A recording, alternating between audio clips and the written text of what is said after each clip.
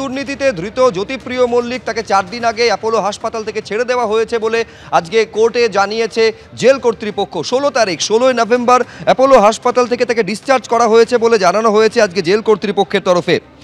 Video কনফারেন্সে আদালতে হাজির করানো হয় রেশন দুর্নীতিতে ধৃত প্রাক্তন খাদ্যমন্ত্রীকে। জ্যোতিপ্রিয়র আইনজীবী উপস্থিত না থাকায় আজ শুনানি হয়নি।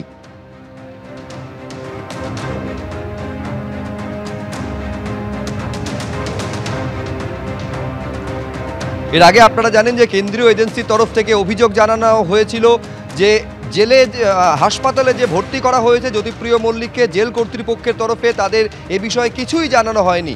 আজকে জেল কর্তৃপক্ষের তরফে জানানো হলো যে 16 নভেম্বর অর্থাৎ ঠিক 4 দিন আগে অ্যাপোলো হাসপাতাল থেকে ছেড়ে দেওয়া হয় জ্যোতিপ্রিয় মল্লিককে। জ্যোতিপ্রিয়কে হাসপাতাল থেকে ছেড়ে দেওয়ার কথা কোর্টকে জানিয়েছে জেল কর্তৃপক্ষ। ভিডিও কনফারেন্সে আদালতে হাজির করানো হয় রেশন দুর্নীতিতে ধৃত প্রাক্তন খাদ্যমন্ত্রীকে।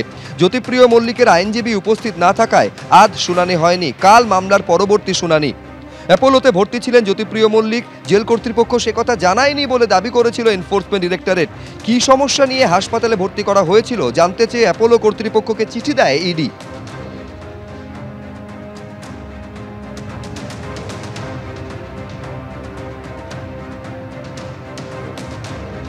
পরের খবরে চোখ রাখবো। কলকাতা থেকে জেলা দিকে দিকে ট্যাব দুর্নীতি, ট্যাব কেলেঙ্কারির অভিযোগে এখনো পর্যন্ত মোট 21 জনকে গ্রেফতার করা হয়েছে।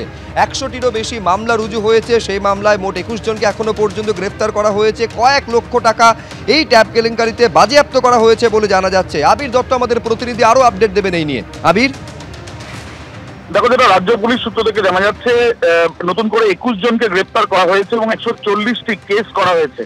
এবং তোমায় জানিয়ে রাখি, তদন্তকারীরা প্রাথমিক তদন্তে যেটা জানতে পারছেন যে পূর্ব মেদিনীপুর থেকে যে 5 জন ধরা পড়েছিল তারা বিভিন্ন জায়গায় এই জাল ছড়িয়েছিল এমনটাই তাদের অনুমান, এবং সেই বিষয় নিয়ে তদন্ত তারা এগিয়ে নিয়ে যাচ্ছেন।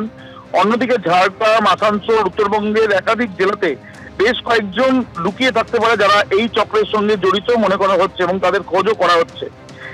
তদন্তকারীরা যেটা জানাচ্ছেন যে 797টি অ্যাকাউন্ট ইতিমধ্যে এই তদন্তে নেমে তারা ফ্রিজ করেছেন, যার মধ্যে প্রায় কয়েক লক্ষ টাকা তারা বাজেয়াপ্ত করেছেন। এবং তদন্ত করতে গিয়ে তারা এটাও জানতে পারছেন যে 2018 সালে কেরল পুলিশ একজনকে চোপড়া থেকে গ্রেপ্তার করে। সেই ক্ষেত্রে সেন্ট্রাল গভর্নমেন্টের একটি প্রকল্পের টাকা এইভাবেই সরানো হয়েছিল বা এইভাবেই নয়ছয় করা হচ্ছিল, বা বলা যায় যে প্রতারণা বা জালিয়াতি করা হচ্ছিল। যে বিষয় কেরল পুলিশের তরফ থেকে ওই ব্যক্তিকে গ্রেপ্তার করা হয়েছিল। এবং ঠিক একইভাবেই কিন্তু এই একই ধাঁচেই চলছে এই জালিয়াতি, এবং সেই বিষয়ে কারা কারা এই জালিয়াতির সঙ্গে জড়িত তাদের প্রত্যেককে আইডেন্টিফাই করার চেষ্টা চালানো হচ্ছে পুলিশের তরফ থেকে।